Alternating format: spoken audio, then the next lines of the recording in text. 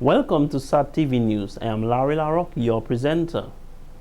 In our top stories, Charles Suavre sworn in as Dominica's new president. Guyana launches probe after 4 die in mining collapse. Somali terrorists say it is not over. And in sports, Sunil Narain signs with South African franchise. Details of these will follow.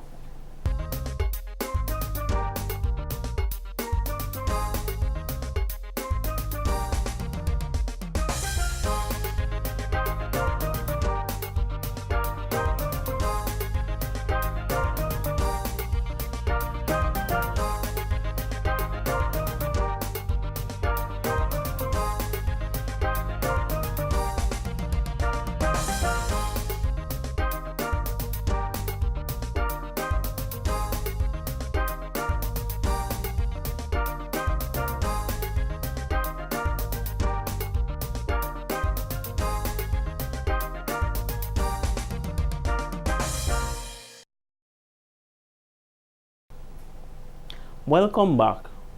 Work can now begin as the new executive board of the NYCD, National Youth Council of Dominica, has been inaugurated.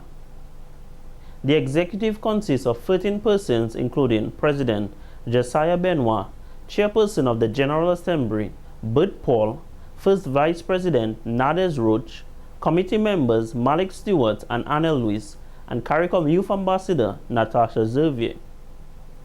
They were elected on July 20th to lead the council from 2013 to 2015. President of the National Youth Council of Dominica, Mr. Josiah Benoit, stated, during their term of office, the NYCD will govern under the theme Youth Empowerment for Sustainable Development, and by so doing, are reaffirming their commitment to the vision, goals, and principles of the NYCD. Established in the 1970s by a cadre of dynamic youth, the NYC served to instill positive values, morals, and character in the youth of Dominica. It established a framework in which youth-focused NGOs could collaborate, share ideas and best practices, whilst working towards the development of Dominica. The journey thus far has been fruitful. However, it has not been without its challenges. Indeed, there was once a period in our history where the NYCD unfortunately fell into a state of dormancy.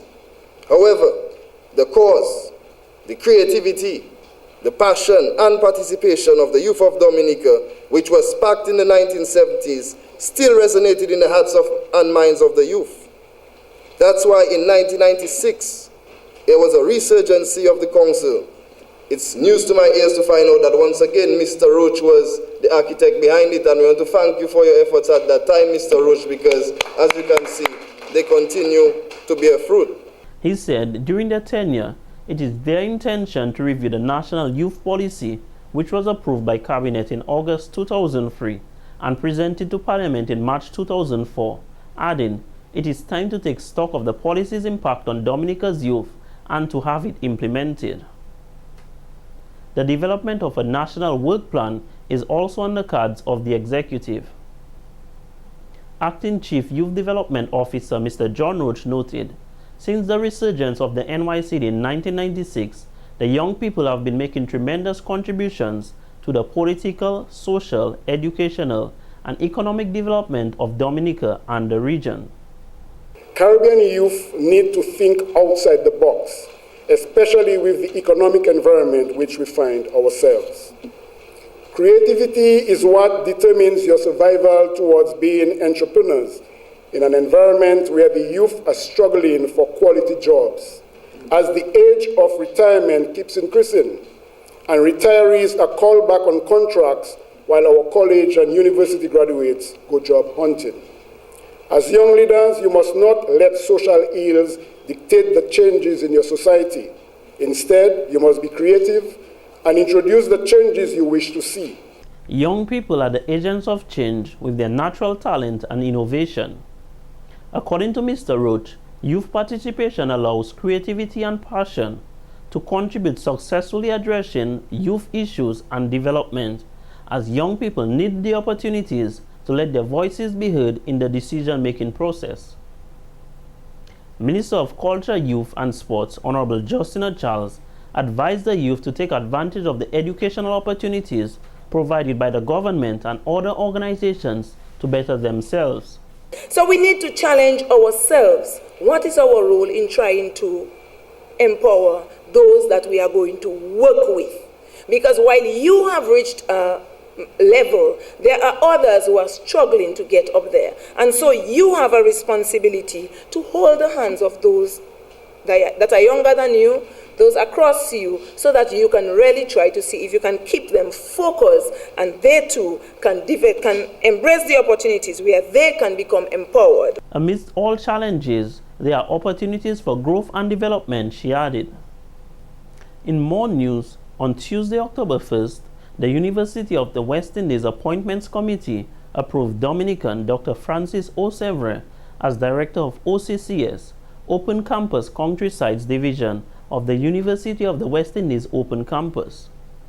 He brings extensive knowledge and experience to the position, having commenced his career with the University of the West Indies on January 1st, 1999 as Project Officer in the Office of Administration and Special Initiatives, a role which provided him with an early insight into the operations and governance of the university when he was appointed to monitor all 16 countries served by UWI. He then returned to Dominica in August 2005 to assume the post of resident tutor and head of the School of Continuing Studies. He continued to build on the traditional UWI culture of beyond the walls of educational appeal in Dominica through the annual Distinguished and Memorial Lecture Series, which he initiated as head of Open Campus Dominica. This was done through partnerships with relevant public and private sector institutions and cultural development groups. The growth and development of the site increased access to quality higher education and raised the profile of the university in Dominica. Among his accomplishments, Dr. Sevre had previously served as acting director of the Open Campus Countrysides for an accumulated period of 13 months. Dr. Sevre became the public orator for the Open Campus, succeeding Dr. Lennox Bernard after his retirement. On Thursday, the 3rd of October, the public is invited to attend the second annual E.O. Libla Memorial Lecture, which is being hosted by the UWI Open Campus in conjunction with the Cultural Division. The lecture is very important for us because our presenter will be Dr. Lennox Honeychurch, who's our historian, and he will be presenting on E.O. Libla and the creation of nationalist history. The topic is very vital because it speaks to E.O. Libla's vision for Dominica and Dominicans to learn more about our national heroes rather than look to outside for heroes. And that is very important to us at the UWI Open Campus, since as we seek to educate the public in a non-formal way, we want as many Dominicans as possible to take the opportunity to get to know more about the people who've paved the way for us in our national development. The lecture is of course free and open to the public, and so we invite everyone to come on Thursday, the 3rd of October at 7:30 p.m. at Fort Young Hotel to the second annual E.O. Libla Memorial Lecture. In more news, the Peace Corps with funding from PREPFAR, the President's Emergency Plan for AIDS Relief, is conducting a 2-day workshop on gender-based violence, HIV and AIDS under the theme, Changing Youth Norms on Violence. The workshop began on Wednesday, October 2nd at the Fort Young Hotel and will come to a close on Friday, October 4th. Ms. Elizabeth Neeson, Country Director of Peace Corps, noted, although violence is something that occurs daily, Peace Corps volunteers are well placed to begin work with persons so they can think differently about violence. As we all know, young people really want to be different. They're always trying on new personalities and new things. They really want to be different from the adults around them and their parents.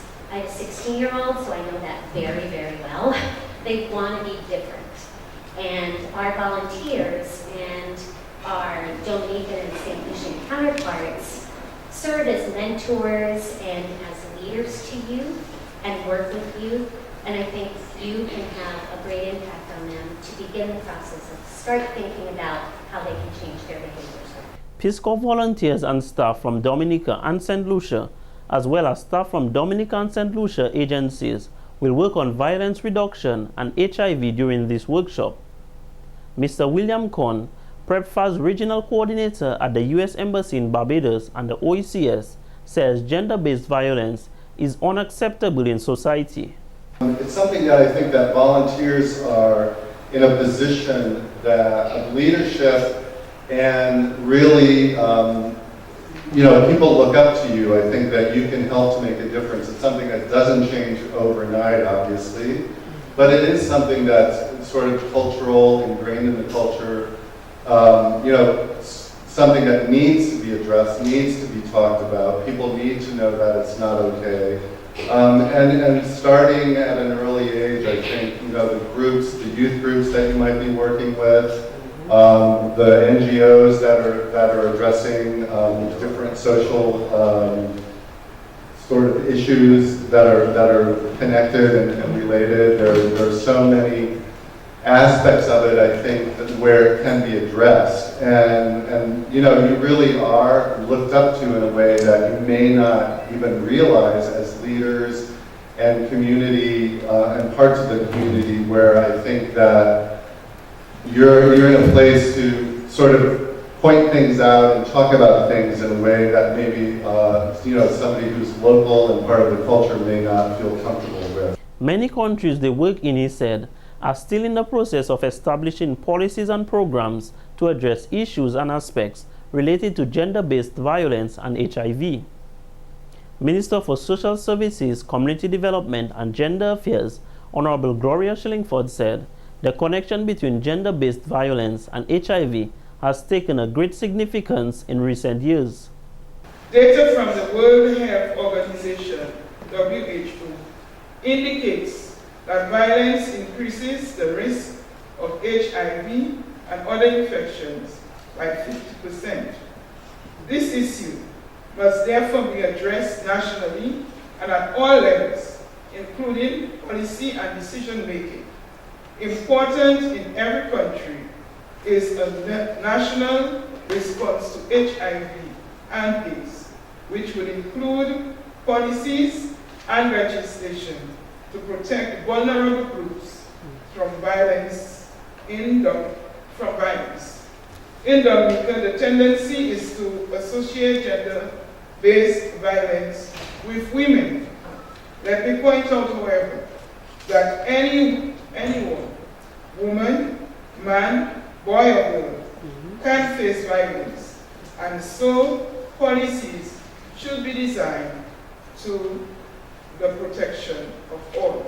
In light of prevailing statistics, women and girls are the majority as it relates to gender-based violence. It is a hope that the workshop will impart the requisite knowledge, skills and ideas for programmatic activities focusing on changing youth norms and gender-based violence. In more news, despite critics and comments made about the recent candidates for presidency, Wednesday, October 2nd, Mr. Charles Savre, the former Minister of National Security, was sworn in as the new President of Dominica. President Charles Angelo Savre was officially sworn in as Dominica's 8th President when he took his oath of office during a brief ceremony at the House of Assembly in the presence of dignitaries including the immediate past presidents, His Excellency Eliud Williams and Dr. Nicholas J. O. Liverpool. According to a statement from the President's inaugural speech, he has taken up this role without malice or ill will towards anyone and without fear of intimidation and with respect to the traditions, laws and constitution of Dominica. Mr. Savre served as a member of the Dominica Labour Party and a non-elected government member of parliament.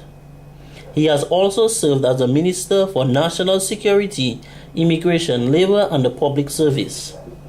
After 50 years in the public service and having served various roles in the social and political transformation of Dominica, he has seemingly worked his way to the prestigious and coveted title of President of the Commonwealth of Dominica.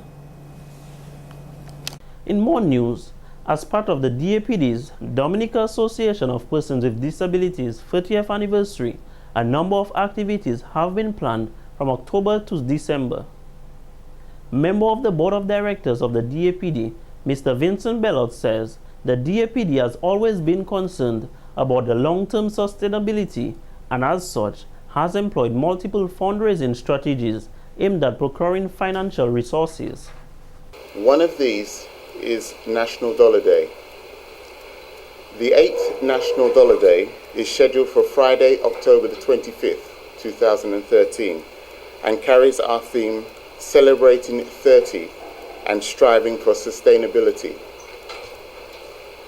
This year, we are seeking to raise approximately 30,000 EC dollars in keeping with our 30th anniversary. We are therefore making a special appeal to embassies and consulates, faith-based organizations, professional citizens, and private citizens as well. Be an anniversary donor. Thanking you for your usual support. Secretary of the DAPD, Mrs. Irma Raymond Joseph, recognizes October 29th as a very special day for the organization. They will celebrate a milestone with their 30th anniversary and is expected to launch a magazine dubbed Persevering in Adversity, commemorating this milestone. There are examples of how we persevered in adversity, highlighting both the experiences of persons with disabilities as well as organizations as a collective body.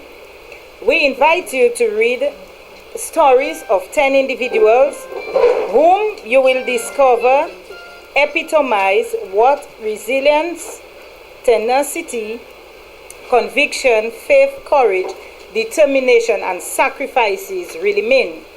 We also highlight the struggles that we as an organization encounters and the steps we have taken to remain relevant and current in the absence of a stable financial base. This you can follow in the article that is entitled Our Sustainability Through the Honorary Associate Membership Program.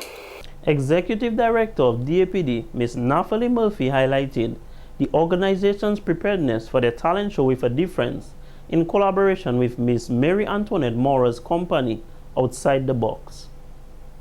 We're going to get out of the box on November 30th with a talent show where we will showcase persons with all types of disabilities displaying various art forms and expressions, Mrs. Murphy added.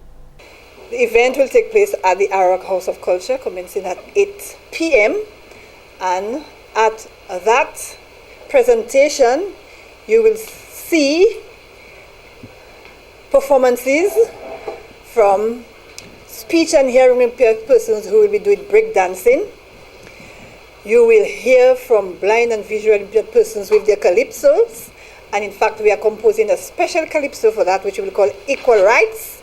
And then we have the Rascali putting the tune together for us. The composition was prepared by Nurse Mary Parillon of Portsmouth. So we will be launching this calypso on disability at that event. You will also see persons on wheelchairs who will be dancing. You will see persons on crutches who will be dancing. You will see persons who generally are shy, performing and just expressing yourself. It is going to be a very special and extraordinary activity. Tickets for the show cost $20 and will be on sale following the independence celebrations.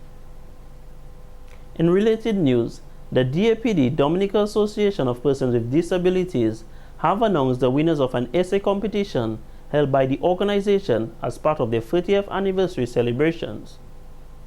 DAPD's administrative assistant, Ms. Anne-Marie Nanton, said This competition was focused at students of the secondary and primary school level island-wide. The primary schools were asked to write on the topic, "What can I do to improve the lives of persons with disabilities in my community?"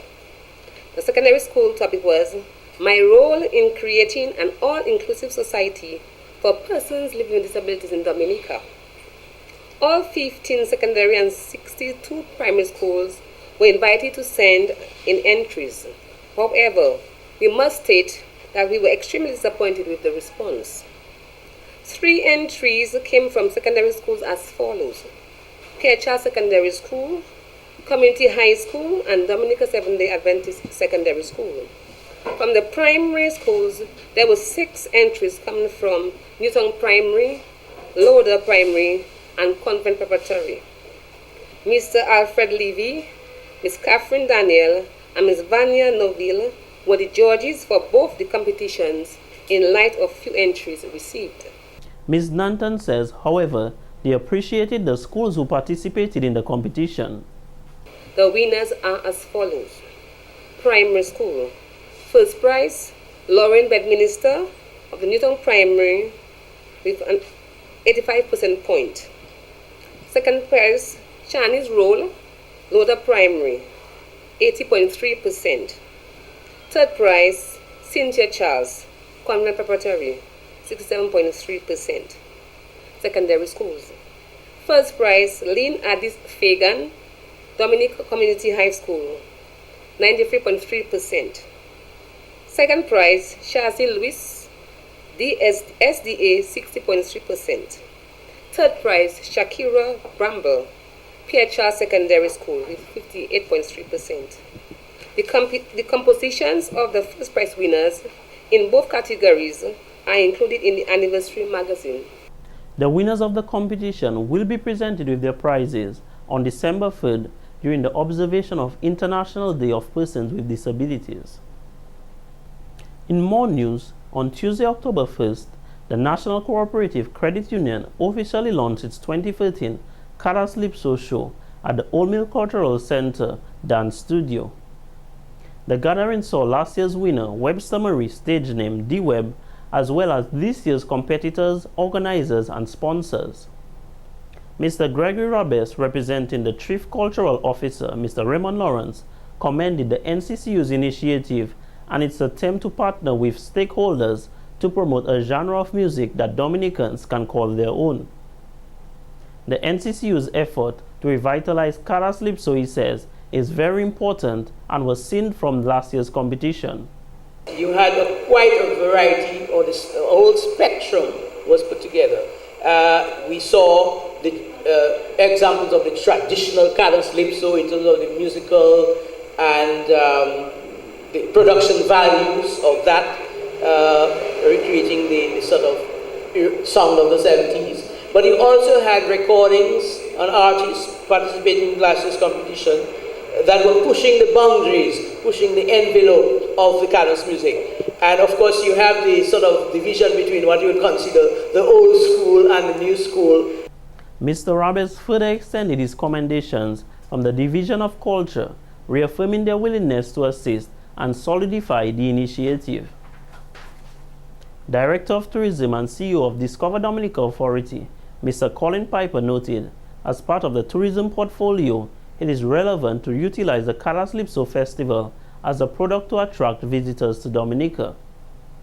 President of the NCCU, Michael Augustine, has confirmed that over $70,000 has been invested in this year's competition and feels such a large investment deserves investments from the competitors themselves. A loan facility, he said, will be made available for the persons wishing to compete in next year's competition. These funds will go towards recording fees, among other build undertakings. According to Mr. Augustine, a significant drop in registration this year was realized, and the NCCU is seeking to expand the event. We are intending to expand the festival to our French Creole partners. So don't be surprised if we have 5 Guadeloupeans competing next year, because we intend to grow the festival, we intend to grow the competition, and we will not be struggling anymore for local competition. 25 artists registered for the show, of which 20 had been previously selected to perform in the finals. The grand prize for the competition is $15,000 and will take place on October 19th at the Newtown Savannah. This has been the local segment of the news. Coming up next, regional highlights.